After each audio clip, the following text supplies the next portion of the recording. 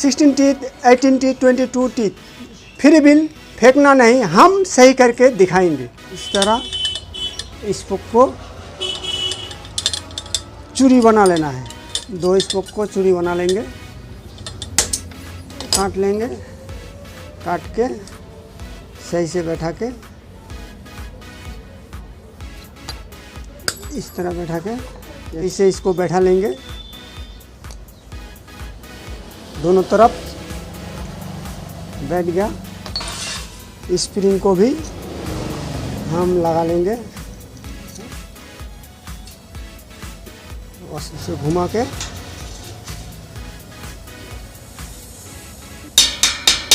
बिल्कुल फिट हो चुका है।